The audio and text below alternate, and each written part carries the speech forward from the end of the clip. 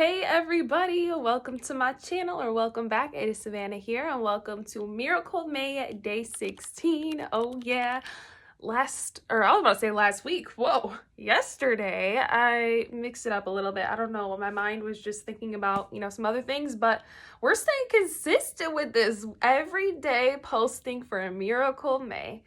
But today I have a couple chapters I actually want to read. They're not incredibly long. It's in Psalms. So I want to read Psalms 19 and 20 and just kind of pray and, kind of talk about the message behind these.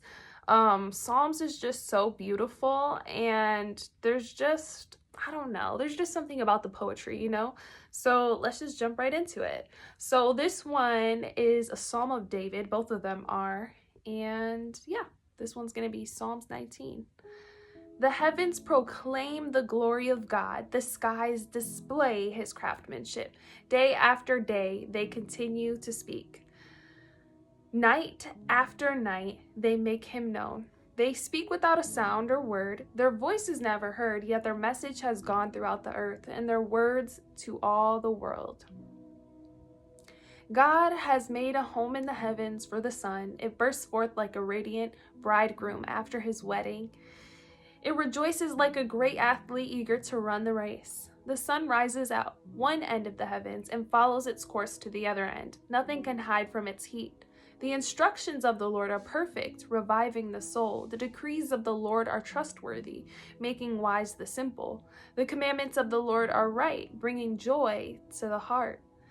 The commands of the Lord are clear, giving insight for living. Reverence for the Lord is pure, lasting forever. The laws of the Lord are true, each one is fair.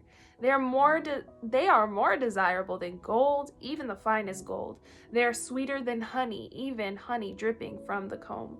They are a warning to your servant, a great reward for those who obey them. How can I know all the sins lurking in my heart? Cleanse me from these hidden faults. Keep your servant from deliberate sins. Don't let them control me. Then I will be free of guilt and innocent of great sin. May the words of my mouth and the meditation of my heart be pleasing to you, O Lord, my rock and my redeemer. I really love that last part because it's basically like a prayer. It's you asking God, like, show me the flaws, show me the areas where I'm sinning deliberately. And also, what you're speaking, it does come from your heart, right? So it's saying, may the words of my mouth and the meditation of my heart be pleasing to you. So if it starts in the heart, you know what I'm saying, comes out of your mouth, may it be pleasing to you, God. What an awesome prayer, because remember, words are so powerful. So what's in your heart is so powerful. That's why we got to guard our hearts. Let's go to Psalm 20. In the times of trouble, may the Lord answer your cry. May the name of the God of Jacob keep you safe from all harm. May he send you help from his sanctuary and strengthen you from Jerusalem. May he remember all your gifts and look favorably on your burnt offerings. May he grant your heart's desires and make all your plans succeed. May we shout for joy when we hear of your victory and raise a victory banner in the name of our God. May the Lord answer all your prayers. Now I know that the Lord rescues his anointed king. He will answer him from his holy heaven and rescue him by his great power. Some nations boast of their chariots and horses, but we boast in the name of the Lord our God. He ate with that one. Those nations will fall down and collapse, but we will rise up and stand firm. Give victory to our King, O Lord. Answer our cry for help. I also really love in Psalms 19, the very beginning, where it's talking about the skies displays craftsmanship. Day after day, they continue to speak. Night after night, they make him known. They speak without a sound or word. Their voice is never heard. Oh, that kind of rhymes. I wonder if he meant to do that. Probably didn't know English, but And it says, yet their message has gone throughout the earth and their words to all the world.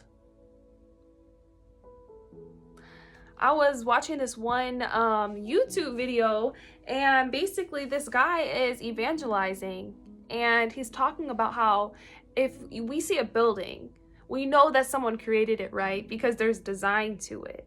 like the way that everything works together. It's not just a bunch of wood everywhere, right? Like, say if it's a wooden building, it's specifically built a certain way so that the walls stay up. There's designs, there's a strategy behind it all. So there's design.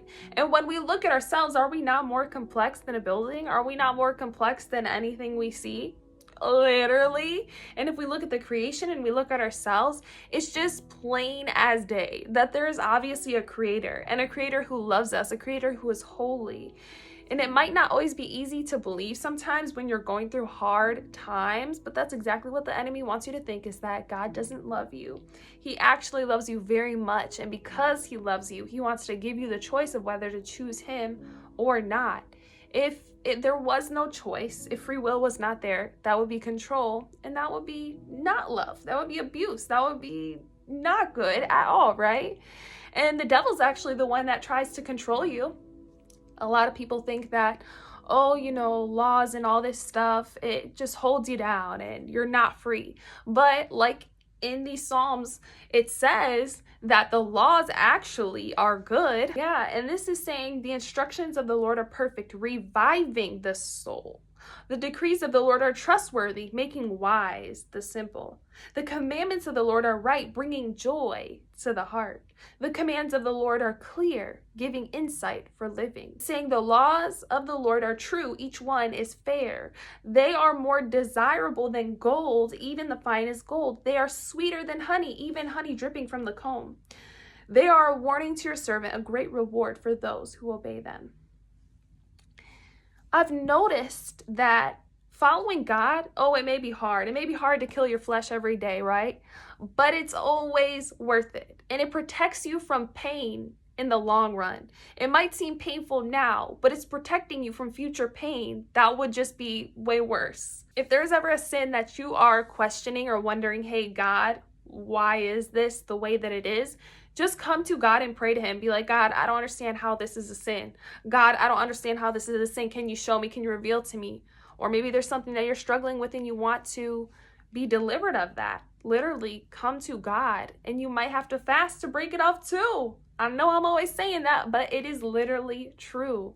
And when you are broken free from these things, you really are free. It's like you really aren't in bondage. So like I was saying, the enemy wants to make you feel like sinning is your freedom and you're going to be free when you walk in sin, right? But when you try to stop sinning, how come you can't stop? How come now you're addicted? How come if you don't sin now you feel like you just feel horrible? That's literally demonic oppression over your life.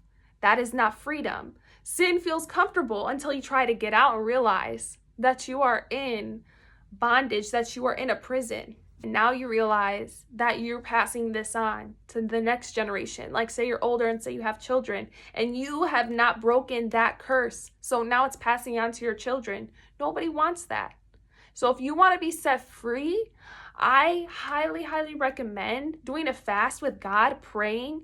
If you don't know even where to start, I know there's plenty of videos, there's plenty of things that you could look up. If you know a great church that is Holy Spirit filled, Bible, based, biblically based, they follow the Bible and whatnot, I'm sure you could also talk to one of the leadership members there that can help you and actually even pray for you that you will be delivered. But when you get delivered, you have to make sure that you are fully ready to surrender to God and that you are not going to, go back, if that makes sense. Like you have to want to change. You have to change your mind. Repent means actually to change your mind, not just to say sorry. Repent means to change your mind about it, meaning you don't want it. You want nothing to do with it. But, you know what I'm saying? It keeps happening. And if that's where you're at, then you're ready for deliverance. But if you still like the sin, if you still are like your mind has not been changed about it, then that's a dangerous place to be while trying to get deliverance. Because say you're still in confusion after the deliverance, then it's going to bring back demons that are 7 times more deadlier. If that's the right way that I'm saying, I'll put the verse right here. And we do not want that. So if you are wanting to get deliverance, really make sure that you want nothing to do with that sin. I honestly think being delivered, being set free from curses, being set free from sins, I consider that a miracle in itself, especially if you think about generational curses, like it ran in your family until it ran into you. Hundreds of years, maybe longer. There's spirits that will, sit in your family line and be obsessed with each one of your family members, until finally you said, no, I've had enough. No longer will addiction be in this family. No longer will lust be in this family. Whatever it may be. No longer will divorce be in this family. No longer will poverty be in this family.